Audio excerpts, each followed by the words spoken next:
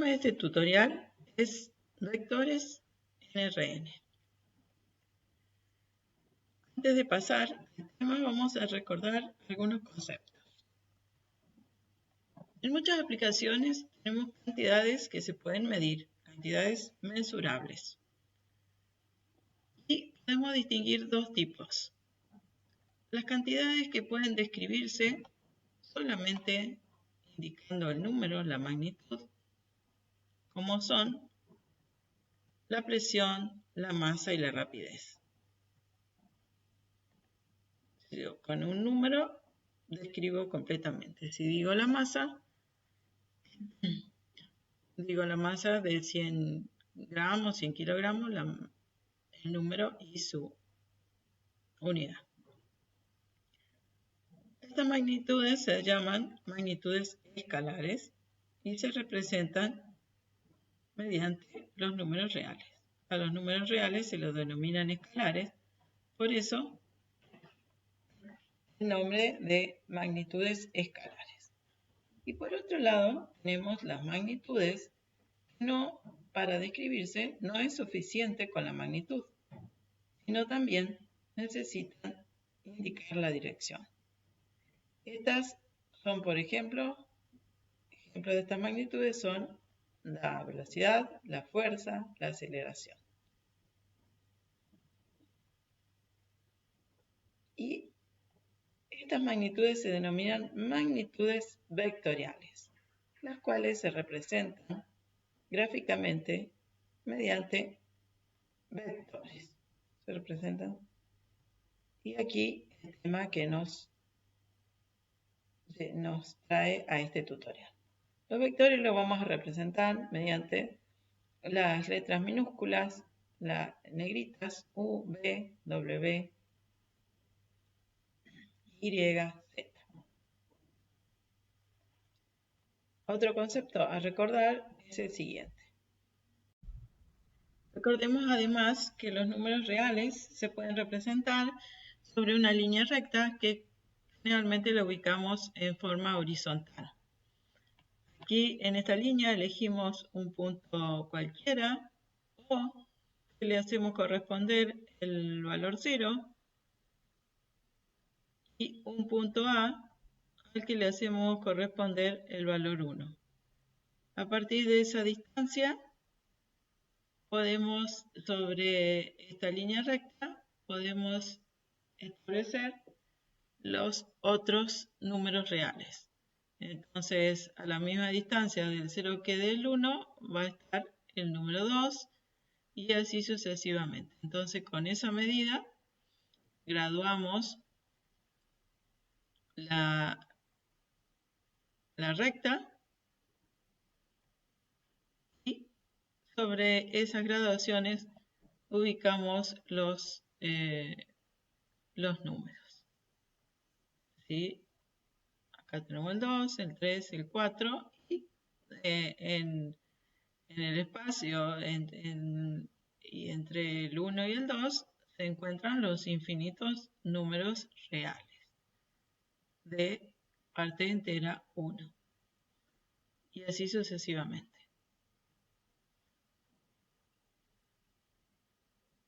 En la dirección tomamos como convención, que es la dirección hacia la derecha como positiva y hacia la izquierda como negativa. Entonces acá si elijo otro punto, por ejemplo el punto, aquí vamos a poner en el medio, el punto B, este punto tiene coordenadas, le corresponde el número 3,5. Otro concepto que vamos a ver es el de valor absoluto. Valor absoluto se define de la siguiente manera. Se escribe entre barras verticales. El valor absoluto de x vale x si x es mayor o igual que 0. O vale menos x si x es menor que 0. Veamos unos ejemplos. El valor absoluto de 5, este entre barras está el número 5. El 5 es positivo, entonces vale 5. El valor absoluto de menos 5 es un número negativo, entonces vale menos el valor de x. El valor de x acá es menos 5, entonces vale menos el valor de x, que es menos 5.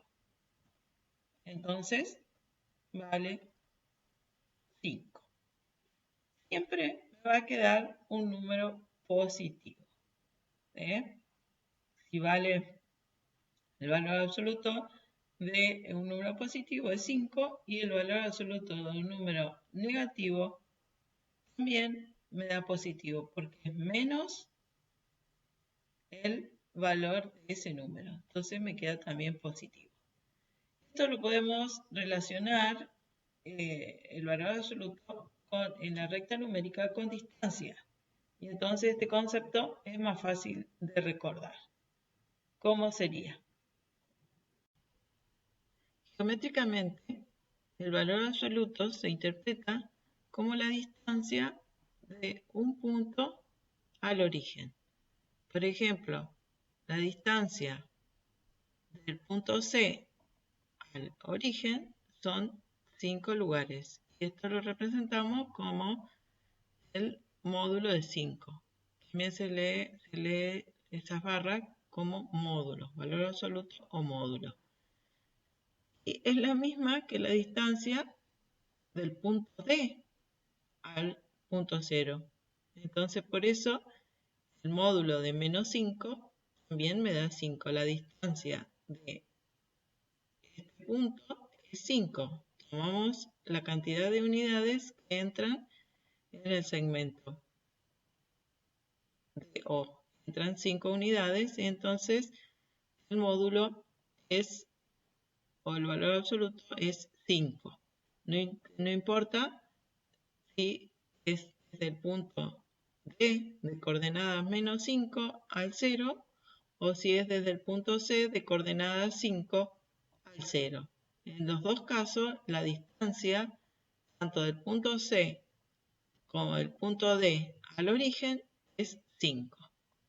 Eso es la interpretación geométrica del valor absoluto o módulo de un número.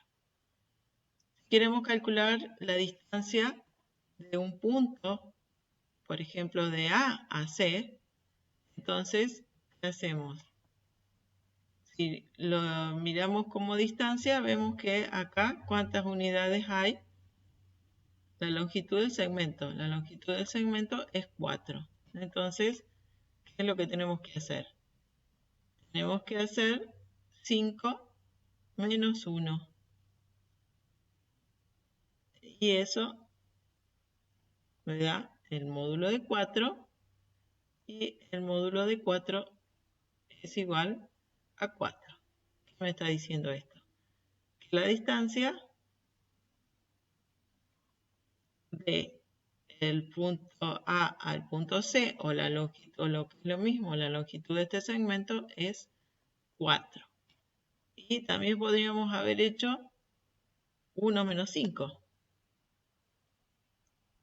¿Por qué? Podríamos haber hecho 1 menos 5, la coordenada de A menos la coordenada de C. ¿Por qué? Porque esto que me da menos 4 y el valor absoluto de menos 4 es 4. ¿Qué me está diciendo? Que la distancia entre estos dos puntos es 4. No hay posibilidad de que sea otro valor. Entonces, en general, la distancia de un punto P de coordenadas A y un punto Q de coordenadas B, ¿cómo se obtiene entonces la distancia entre esos dos puntos? Es B menos A o A menos B, como lo quieran poner.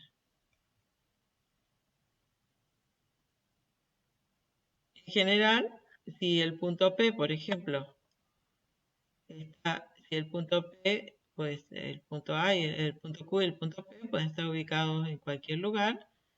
Entonces, esta distancia es menos A, me da menos 8,54 y es la distancia del segmento QP. En el caso de lo ubicamos de números enteros, se nota bien que del menos 5 al 4 hay 9 unidades, por lo tanto me da el valor absoluto de menos 9, pero el valor absoluto de menos 9 es 9, o sea que la distancia de Q a P en este caso es 9, o como en el caso de recién, 8,57, siempre tomamos el valor positivo. En el caso de que uno de los puntos estén ubicados en el origen, la distancia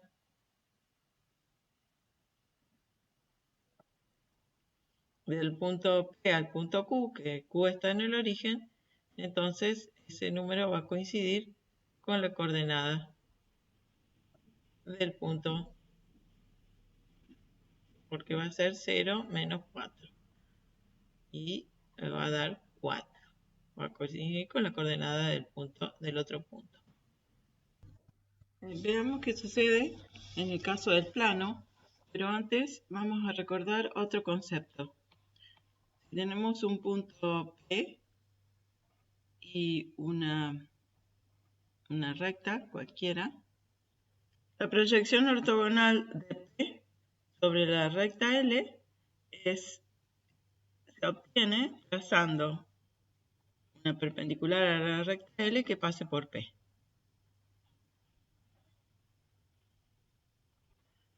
Perpendicular.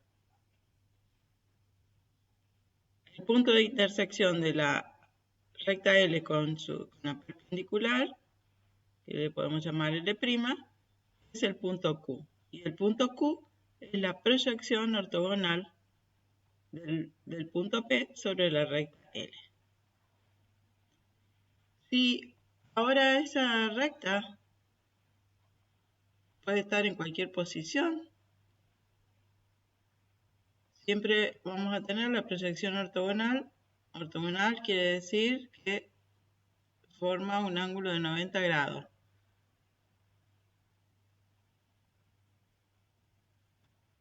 Si esa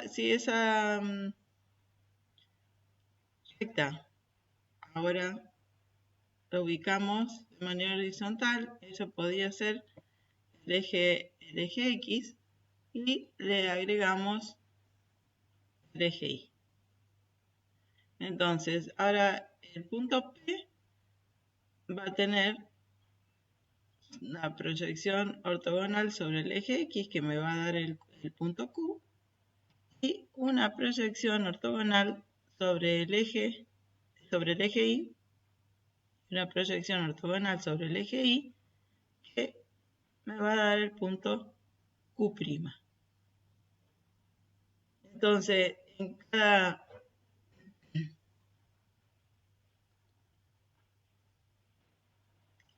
cada uno de los ejes se elige una unidad de longitud. En este caso, la unidad de longitud elegida es la misma, pero acá se eligió, por ejemplo, un punto D, y acá el punto E, que me da las unidades de longitud, y esas unidades pueden ser iguales o distintas. Yo puedo poner unidades distintas, las distancias entre 0 y el punto D es distinta que la distancia entre 0 y el punto A, o pueden ser iguales. Vamos a dejar que estén iguales.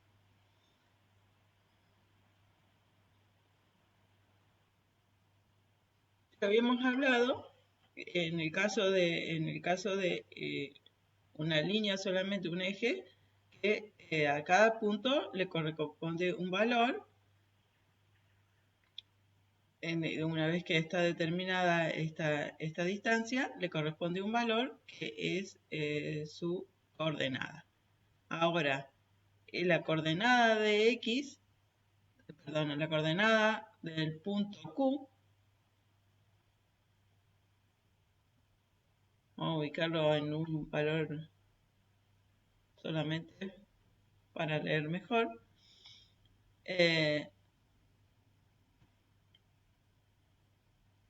La coordenada del punto Q es un valor de x y es la abscisa del punto P. Y la coordenada del punto Q' es la ordenada del punto P. Entonces a Q' le corresponde el número 5 y a Q le corresponde el número 7. Entonces al punto P le corresponde la abscisa 7 y la ordenada 5.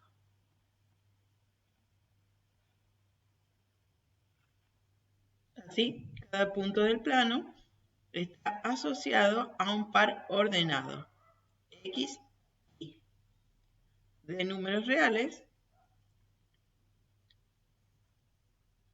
que son sus coordenadas. Ubicamos en otro lado el punto P y le corresponde otro par ordenado. Para cada posición de P, puede ser negativo, le corresponde un par ordenado. El punto P con coordenadas x, y se denota P de x, y.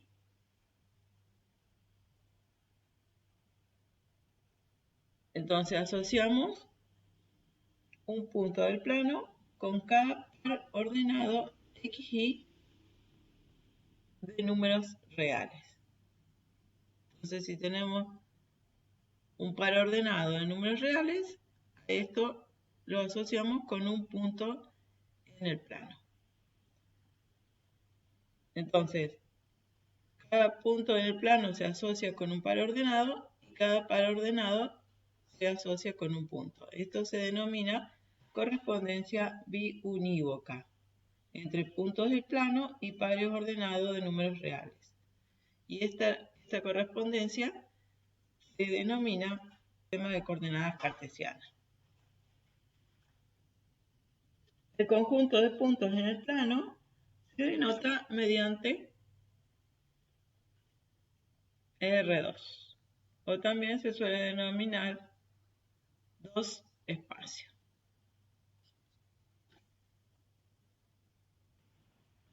Ahora hablaremos de vectores. Ya hemos hablado de vectores cuando hablamos de matrices y lo habíamos utilizado definido de forma algebraica. Un vector en R2 que lo hemos representado de esta manera. Ahora veremos los vectores. Este era un 2 vector porque tenía dos componentes. Ahora veremos el 2 vector desde el punto de vista geométrico. X1 e Y1 son dos números reales y geométricamente, ¿qué hacemos? Asociamos el vector U con un segmento de recta dirigido con el punto inicial en el origen, el 0, 0, y el punto terminal en el punto de coordenadas x1 y 1. Entonces vamos a poner acá los ejes,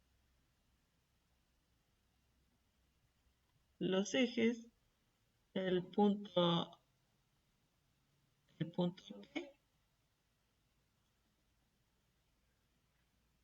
de coordenadas x1 y 1 y le vamos a asociar con el vector que va del origen al punto P de coordenadas x1 y 1. Y ahí tenemos el segmento dirigido donde O es la cola del vector y P es la cabeza del vector.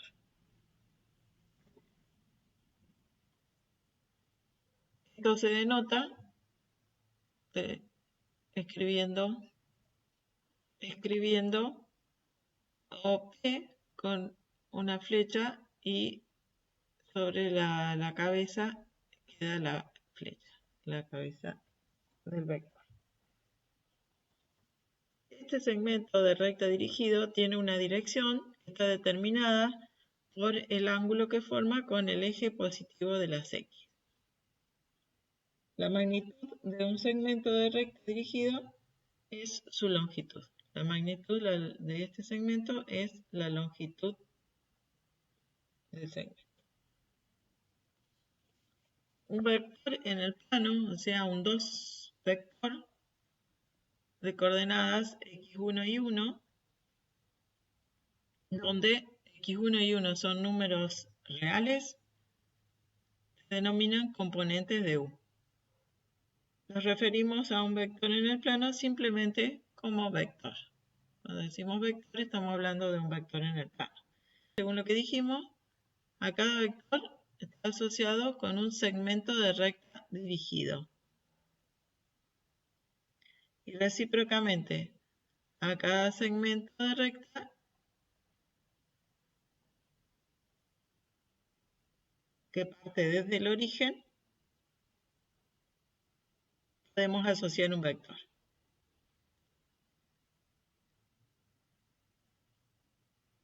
Y esto necesita un sistema de coordenadas cartesianas para establecer la correspondencia. La magnitud y dirección de un vector son la magnitud y dirección del segmento de recta dirigido. Entonces, muchas veces estos conceptos de segmento de recta dirigido y vector se suelen utilizar indistintamente. Un segmento de recta dirigido se denomina vector. Como el vector también es una matriz, ya vimos los conceptos. Dos matrices son iguales cuando tienen iguales sus componentes. Lo mismo pasa con los vectores. Los vectores son iguales cuando tienen los mismos componentes. También el vector lo podemos escribir como U igual a x1 y 1. ¿Y eso por qué? Porque ya hemos dicho que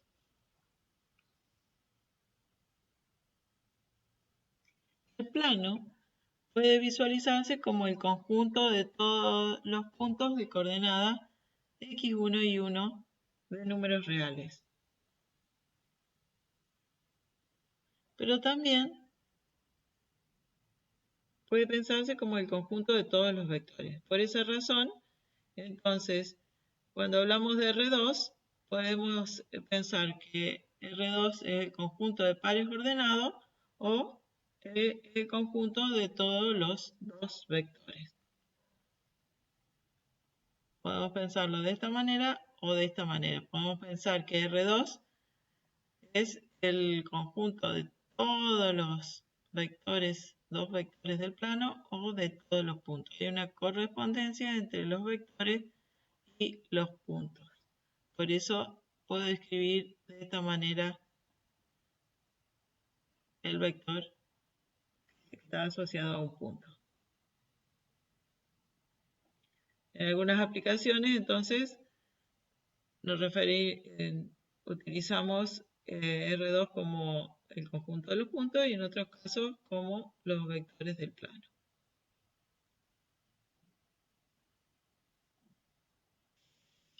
En muchas aplicaciones físicas, a veces es necesario tratar con segmentos donde la cola no está en el origen, sino está en un punto de coordenadas x1 y 1 y la cabeza en un punto de coordenadas x2 y 2.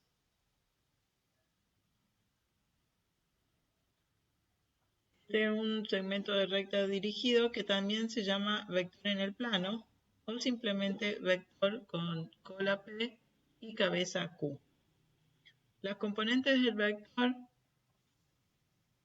son x2 menos x1 e y2 menos y1. O sea, la diferencia entre las coordenadas x e y.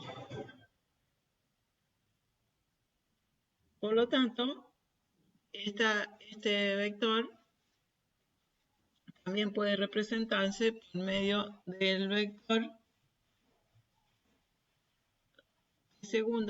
del vector W, donde el extremo del vector es el par ordenado x2 menos x1 y 2 menos y1.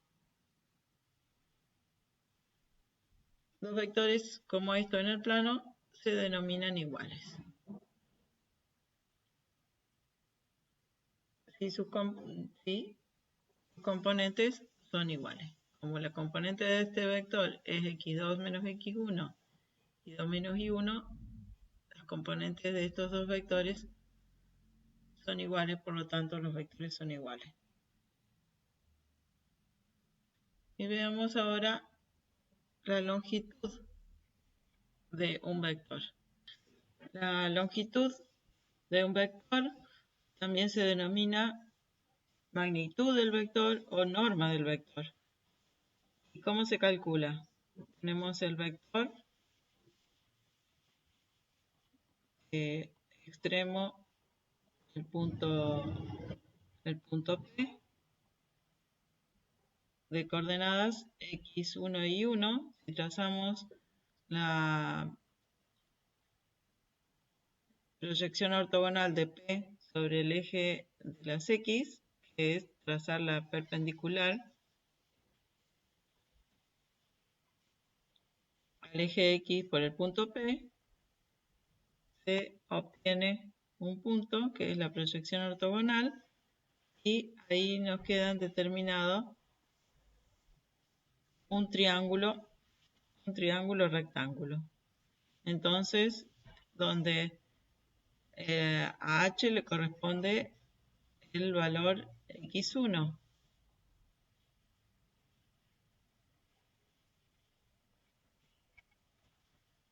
Y lo mismo haríamos trazando la proyección ortogonal. La distancia de P a H es y1. Y entonces nos queda un triángulo rectángulo donde los catetos son x1 y 1 y nosotros queremos obtener la longitud del vector u, o sea que queremos obtener la longitud de la hipotenusa. Utilizando Pitágoras se obtiene que el módulo, la longitud, la norma o magnitud del vector es la raíz cuadrada de x1 al cuadrado más y1 al cuadrado. ¿Qué sucede si ahora el origen no está, la cola del vector no está en el origen? En ese caso, tenemos un vector de cola P de coordenadas x1 y 1 y cabeza Q de coordenadas x2 y 2. Entonces, acá nos queda el triángulo rectángulo donde este cateto vale y2 menos y1 y el otro Esto de triángulo rectángulo vale x2 menos x1. Volvemos a querer calcular la longitud de la hipotenusa, entonces aplicando el teorema de Pitágoras, la longitud de la hipotenusa es la raíz cuadrada de la suma del cuadrado de los catetos. Y ahí tenemos la fórmula para calcular la longitud de un vector cuando la cola no está en el origen de coordenadas.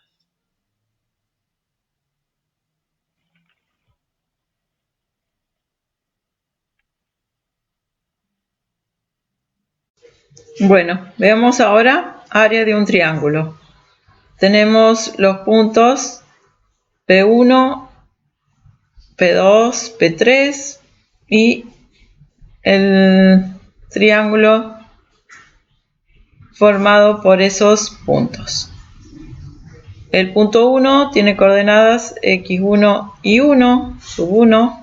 El punto 2 tiene coordenadas x2 y 2. Y el punto 3 tiene coordenadas x sub 3 y 3. Una de las formas de calcular el área, podemos pensar que dibujamos la siguiente figura. Dibujo esta figura.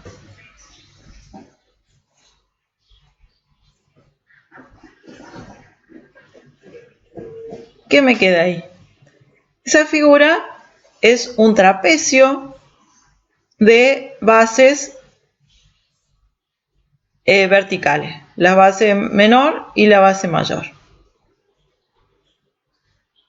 Y dibujo otra figura.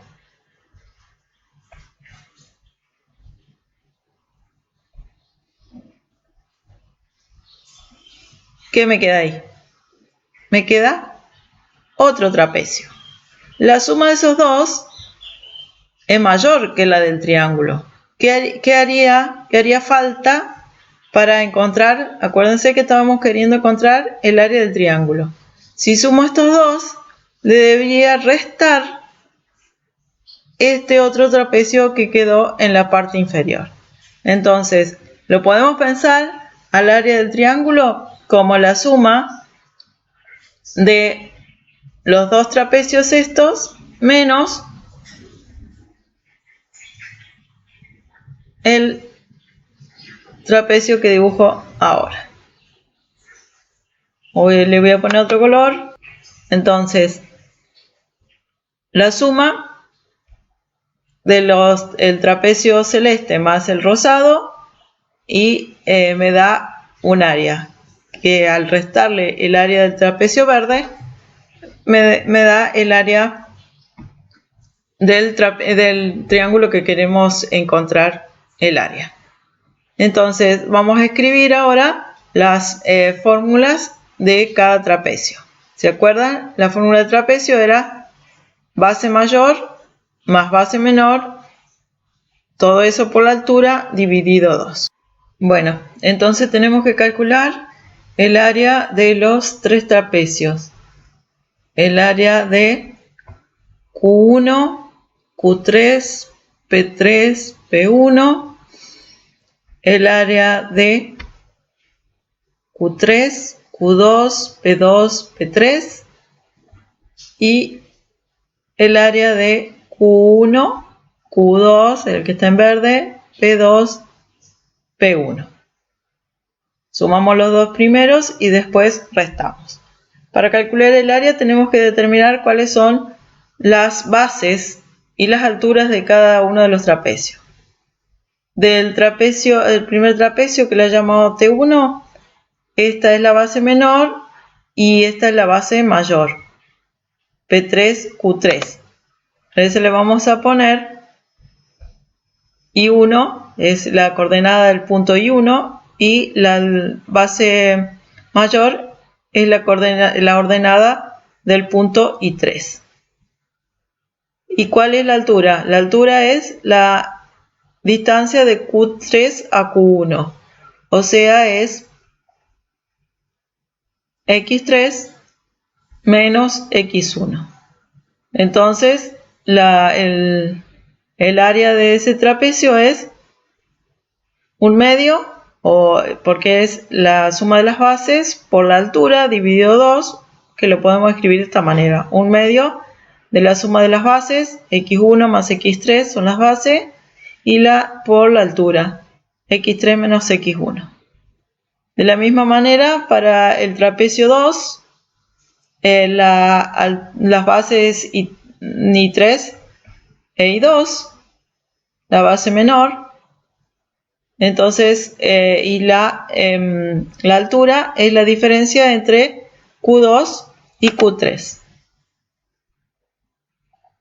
Entonces me queda que el área del trapecio T2 es 1/2 de la suma de las bases, I2 más I3 por la altura. Y por último, para el trapecio verde o T3, tenemos que bases, ¿sí? Las bases acá son I1 más I2. Y la altura es la diferencia de x2 sobre x1. Y eso x2 menos x1. Así que la suma de las bases por la altura dividido 2 o multiplicado por 1/2. Y ahora finalmente, para encontrar el área del triángulo que estamos buscando, ¿qué hay que hacer? Al área del trapecio 1 le sumamos el área del trapecio 2 y le restamos el área del trapecio 3 que está en verde. Vamos a trabajando algebraicamente, va a quedar de la siguiente manera. Es decir, operando algebraicamente hacemos todos los productos, la propiedad distributiva en todos los casos, y trabajando llegamos a esta expresión. Que esta expresión se puede escribir en forma de determinante. Lo podemos escribir también de la siguiente manera. Bueno, me queda como 1/2 por el determinante de x1 y 1, 1, x2 y 2, que son las coordenadas del punto 2, 1, x3 y 3, 1. Fíjense que están los puntos P1, P2, P3 están en sentido antihorario. Entonces, cuando elija quién es P1, P2, P3, tengo que elegir en el sentido antihorario. Si lo elijo en el sentido horario, lo único que va a cambiar es que el valor me va a quedar negativo. Entonces ahí ya se van a dar cuenta que lo único que tienen que hacer es cambiar el signo, y ese signo aparece porque no tomaron en el sentido antihorario el valor de los puntos. Bueno, recién hemos encontrado que la fórmula del área del triángulo era 1/2 de I1 por x3 menos I3 por x1 más I3 por x2 menos I2 por x3 más x2 por x1 menos I1 por x2. Es una fórmula bastante complicada para acordarse. Y entonces, ahí por eso introdujimos este nuevo concepto que es el de determinante. Yo les dije que esto era el determinante, esto era igual al determinante de x1 y 1, 1, x2 y 2, 1, x3 y 3, 1. Entonces, ¿quiénes eran x1 y 1? Eran las coordenadas del punto P1, x2 y 2 la coordenada de P2 y x3 y 3 las coordenadas del punto P3. ¿Cómo se calculaba un determinante? Se volvía a repetir la fila primera y la segunda fila. Y se multiplicaba en forma de diagonal. Así que me queda esta diagonal, x1 por y2 por 1, me queda x1 y 1. Perdón, x1 y 2. x2 por y3 por 1,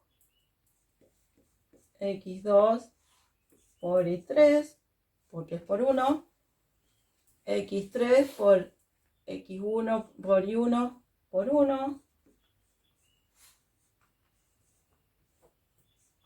Y ahora restábamos las diagonales que van de derecha a izquierda. 1 por y2 por x3. Menos entonces y2 por x3 menos esta otra diagonal y3 por x1 menos la otra diagonal y1 por x3. Bueno, acá es x2. Bueno, si comparamos estos términos, todo esto está multiplicado por 1/2, así que el 1/2 queda multiplicando a todo el determinante. Vamos a ver si todo esto, por lo menos tengo 6 términos, vamos a ver si coinciden con los que tenemos acá. Entonces, x1, y1, x3, y1, x3. Vamos a ver todos los que están sumando. y3, x2, y3, x2, y x2, x1, x2, x1. Acá están los que están sumando y acá los que están restando. y3, x1, y3, x1. El otro que está restando, y2, x3. Y el otro que está restando, x1, y1, x2. O sea que el orden ha cambiado, pero es lo mismo. ¿Y por qué lo presento de esta manera? Porque es más fácil acordarse de escribir el determinante que acordarse toda esta fórmula.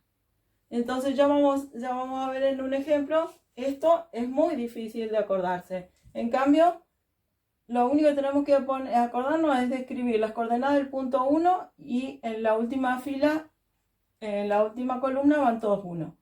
Coordenada del punto 1, coordenada del punto 2, coordenada del punto 3. Y acá todos 1. Y se calcula el determinante. Y con eso vamos a encontrar, si después lo multiplicamos por 1/2, el área de un triángulo. Vamos a ver un ejemplo práctico. Vamos a calcular un ejemplo. Vamos a calcular el área de un triángulo de vértices 1, 1, 2, 5, 2, 5 y 4, 3. No puse quién es P1, P2, P3 hasta después que los ubico en el gráfico. No tengo escuadra, pero tengo regla T. Así que puedo marcar las coordenadas de un sistema de coordenadas ortogonales. El punto X, el eje X, el eje Y. Bueno, así aproximadamente 1, 1. Voy a tener este punto, el primer punto, 2, 5.